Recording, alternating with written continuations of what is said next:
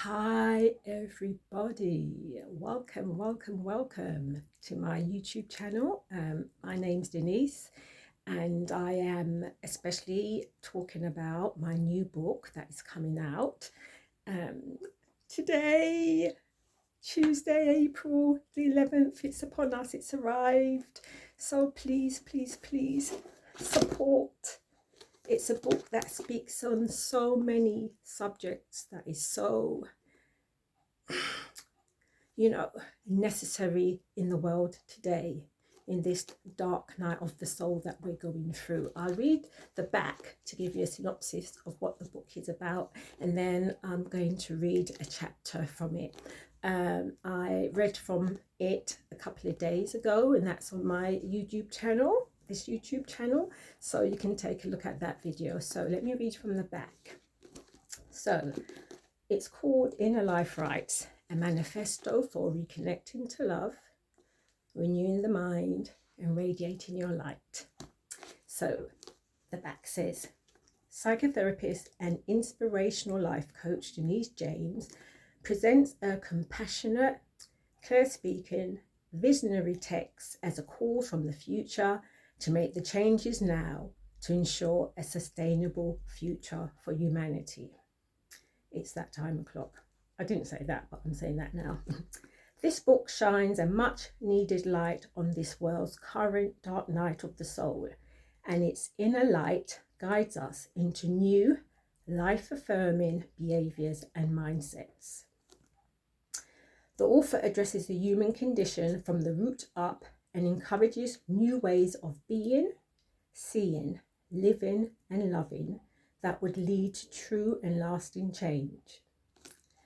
The overarching message of Inner Life Rights is that we can all make a difference, and that unprecedented does not have to mean bad, only that it is time for a paradigm shift to a more humane, that E at the end of human makes all the difference, and just society. I didn't say that about the E at the end, I'm just flowing. So that's the essence and the heart and the purpose of the book.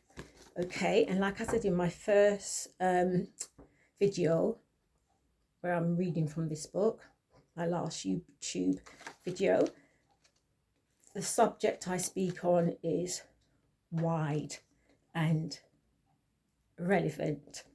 I speak on childhood trauma, I speak on trauma and recovery, I speak on black crime, I speak on racism and the adultification of the black child, I speak on therapy, I speak on meditation, change, so many things. And I do this through personal reflections, coming from the inner, that tuition that we can only gauge, learn and make use of if we get quiet, and we go within.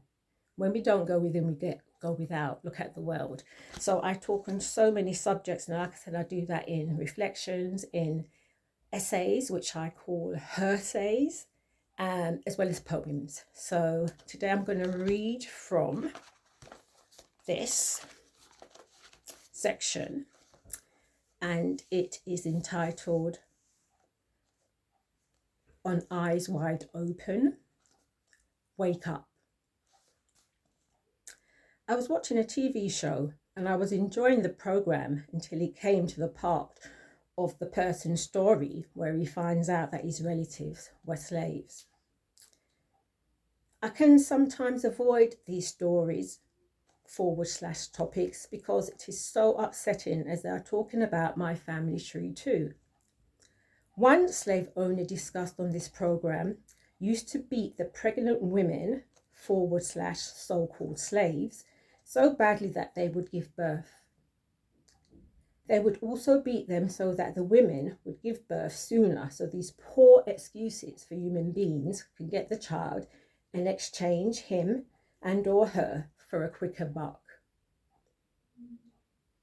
Imagine that for a second. That child's introduction to the world absolutely traumatized from the start. Forced out because some greedy, twisted monster, far from master, has devalued human life to make money from it. How does a mother, a human being, recover and live with that heart and soul, mind-blowing, soul-destroying experience? These monsters also recorded slaves' deaths as decreased because slaves / human beings were solely seen as property, decreased earnings. Who are the sick, deprived, and morally corrupt humans here? Some of the owners of these slaves / human lives live not in the Caribbean. Mr. Dotty, Jamaican slang for dirty, Dallas lived in the Caribbean doing the real slave owners' dirty work. Small-time Dallas getting paid for his part, whilst Mr. Real slave owner, for example, lived in London, Brunswick Square, receiving his blood money from the comfort of his well-to-do armchair. I know stories like these are true, and some are even worse still. I know this because as part of my healing, becoming, a miseducation, relearning, Sankofa journey, I had to take a trip down my ancestral memory lane. I had to do so to satisfactorily put to bed the racism I had internalized, living in a world sharply divided by race and sex and miseducation. Speaking of education, as a youth at 11 or 12 years old, as young as I was flabbergasted that at school in history lessons, when a subject of slavery was taught, it came up under the heading of the slave trade. And not only was it under that heading, but as part of the lesson, we were taught how economically viable the slave trade was, even for slaves themselves, and especially after slavery. Think how psychologically and historically wounding to developing black child's minds this is, and the white child. Feeding the white child the destruction and divisive white supremacy racism addiction, whilst giving the black mind a soul-destroying inferiority complex that we are no things, and as such we do not matter. Loud and very clear for anyone awake and sensitive enough to hear.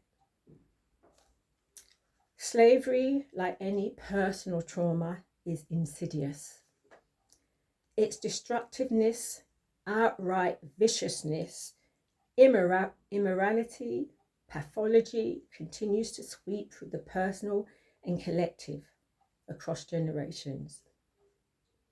The world and its inhabitants find it hard to reckon with this, but this uncomfortable truth does not become less true just because the world chooses to look away and pretend its impact and continuing presence is no longer here today. Everything that is happening and exists today has its roots. Slavery / racism / white supremacy is rooted in destructiveness and is and has been running a serious infection. The infected roots of slavery and racism. Notwithstanding the infected root of sexism, the infected root of being inhuman, is evident in the Western man's inhumanity to his darker you, sisters and brother. A wise soul once said about humankind, the question is not when will we learn, but when will we act on what we already know? I'll repeat that again. The question is not when will we learn, but when we will act on what we already know. My writing, my self-expression, my vocation as a counsellor are all mediums I use to act to what I know to be true in the heart and soul of me. My truth needs no defense. It just is. The same today as it was yesterday and shall be tomorrow. I choose the light. That's where love resides. Love heals. Love house fair. Love makes all clear. Love is and does so much, but love don't play. Love demands the absolute best of us in all our brokenness. Love wants our light. Haters, be warned. She wants yours too. Conscious up. Come out of the dark. Life is meant to be basically good. Do your healing. And for love's sake, be kind. Humankind, like. And if that is hard, go get some bloody help and stop spreading your pathological hatred all over the place.